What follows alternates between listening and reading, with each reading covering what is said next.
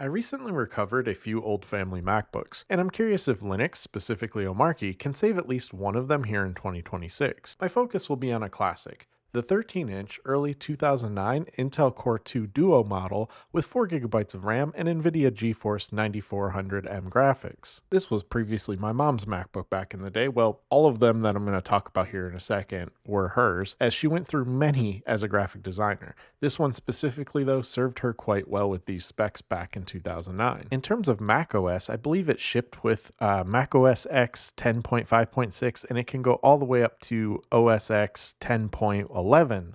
It's just crazy how many ports shipped with this thing back in the day. Now, in terms of power, I did have to acquire a new power cord as the previous one broke. These broke all the time back in the day. You can get them on Amazon still today. They're just not officially Apple's. As far as the condition of this MacBook, while heavily used, it only has a few dents and dings, but it is in the best shape with the perfect specs for a distro like Omarchy. Well, I'm super excited to install it here shortly, breathing some new life into this seemingly outdated, sluggish 17-year-old MacBook. I did want to take a second to show you a few others I may install Linux on as well, after some TLC first. For example, I have a late 2009 unibody MacBook released October 20th of 2009 specifically. It has a sleeker, more rounded polycarbonate design with a rubberized bottom, introduced with a LED backlit display, glass multi-touch trackpad, DDR3 RAM, and the same graphics. However, the MagSafe DC inboard is completely damaged and I need to replace that. Then I have the iBook G4, which is part of the PowerPC era. Known for its durable and very white polycarbonate shell, the iBook G4 originally launched in 2003, later discontinued in 2006 when the black and white Intel MacBooks first launched. I'll likely install Void Linux or another PowerPC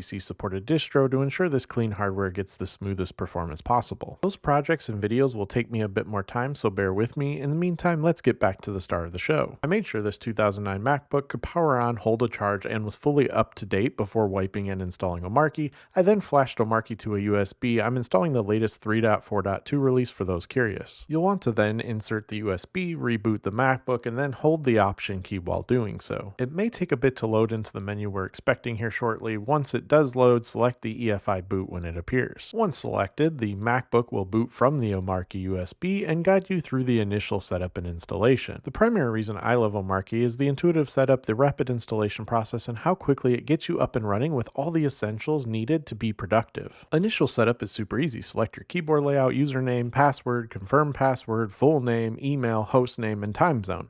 Then you simply review and confirm your selection before selecting your drive to wipe and install, with a heavy explanation point and emphasis on wipe. This will wipe your entire drive and all that is on it. Proceed with caution, ensuring you selected the correct drive and you've backed up anything you may need to recover later, as it will all be lost the moment you install Omarchy. After you've confirmed the prompts and selected your drive, the installation will begin. While my Ryzen 9 9900X and RTX 5070 Ti build finished in under 5 minutes, this 17-year-old 2009 MacBook will naturally take longer.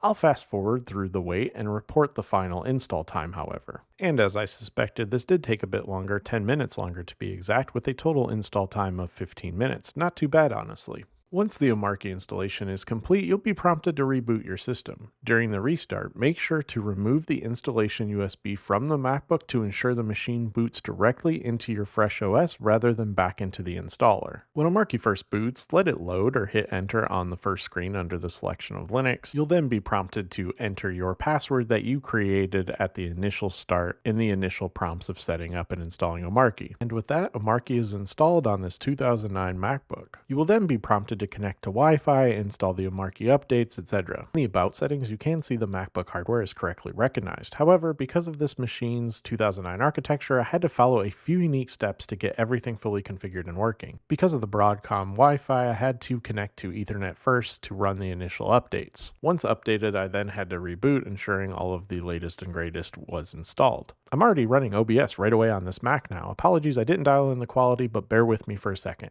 You can see I have all the packages installed installed, you can adjust your theme like I've already done, but there's a few more things I needed to do to get up and running. First, I couldn't see my cursor right out of the box. I had to navigate to the input config file first. You can navigate there easily by opening your terminal with SUPER+ENTER, typing in the following, which I'll leave these steps by the way in the description for those on the same journey. Once in Vim, press Q to enter the input configuration, scroll down to approximately line 50 and update the entry to ensure no hardware cursors is set to true. Finally, save your changes and exit the file. Again, all of these steps I'll put in the description. Now, as I mentioned, I had to use Ethernet initially. To install the Broadcom drivers, you'll also need to enter the following in your terminal so you can connect to Wi-Fi. And that's really all it took to get Omarchy running on this 17-year-old Mac. The process was about 30 minutes. For further guidance or just to share your experience, you can check out the intuitive Omarchy documentation and join their Discord community. The Omarchy manual is exceptionally well organized, offering clear step-by-step instructions that cater to both beginners and seasoned Linux pros. Its intuitive layout makes finding specific hardware workarounds quick and easy, which is invaluable when resurrecting vintage machines like this 2009 MacBook. Installing Omarchy saved this MacBook from becoming e-waste in 2026 by replacing its obsolete OS with a modern, lightweight Linux environment. While it isn't a powerhouse, it now handles lightweight web browsing, terminal-based productivity, and a bit of coding on the go with surprising responsiveness. Other distros will work, but Omarchy currently provides the best balance of speed and modern features. Of course, I'd love to hear from you as well. Do you have any questions? What are your thoughts? Drop a comment and let's discuss. As always, thank you for watching, take care, and stay safe.